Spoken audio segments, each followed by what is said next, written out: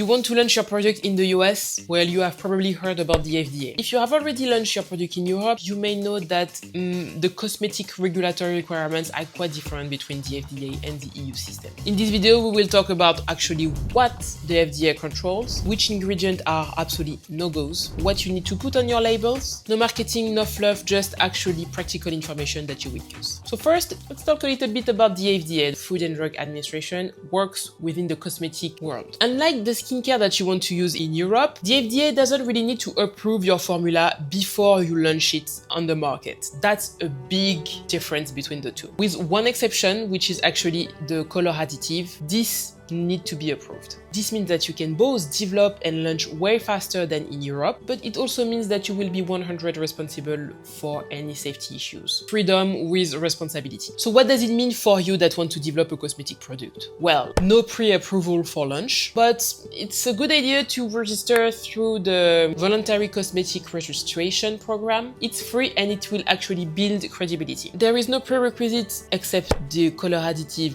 to launch, but it's better to make sure that your product is safe. The FDA can take action if there is banned ingredient within your formulation or if it's found to be unsafe. According to the FDA website, they can request recalls of products, pursue legal action, or seize the products that violate regulations. So let's talk about the product that you can absolutely not use and those that you can use under specific limitations. So there are 10 prohibited ingredients by the FDA. It's much more shortened than the 1300 ingredients that are banned or under specific limitation for launching your product in Europe. So here is the list of the 10 ingredients and why they are prohibited. Because some of them can cause severe sun sensitivity, cancer concerns, lung damage risk, and other things that you don't want your customer to endure. As I mentioned, the FDA pays real attention to the color additives. If you want to develop a cosmetic product and launch it in the US, you must only use FDA certified colors in your product. What is the easy way to handle this? When you will be working with manufacturer, chemists, formulators,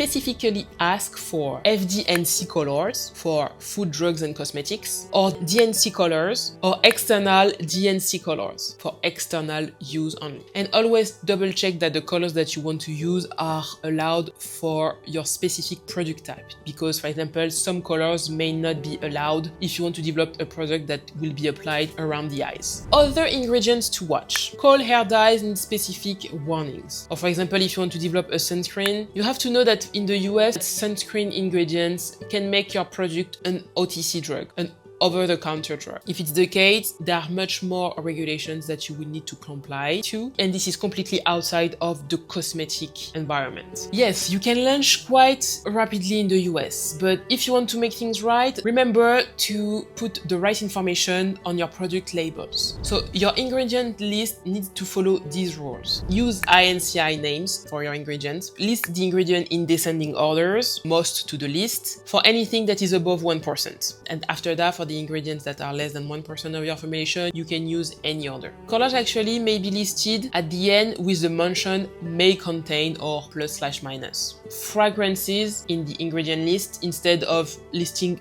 every fragrance within your product. Even though the FDA doesn't really need to approve your product before launch, you still need documentation of your entire cosmetic development process. So keep records in a business file, the safety data sheet for all ingredients, ask your supplier, test results that show that your product is actually safe, just in case. We are talking here, for example, about stability, preservation. If you don't know, I have another video about the safety testing requirements. The manufacturing batch records, that's really important. And if you had any customer complaints, you need to keep them in a file and how you have addressed them. For small brands, these records serve multiple purposes. They demonstrate your commitment for safety and compliance. Of course, they provide information if there are any questions regarding your product. And sometimes retailer may want or not want certain type of product, so it's always nice to have this documentation to show them. Some quick tip for you if you want to make your cosmetic development for a product launch in the US even more easier. You can bookmark the FDA page for easy reference. As I mentioned, register to the voluntary cosmetic registration program. You can look it up on the FDA website, but you can always ask to your manufacturers which are the banned ingredients. And I will advise you to consider a consultation with a regulatory expert before your first launch.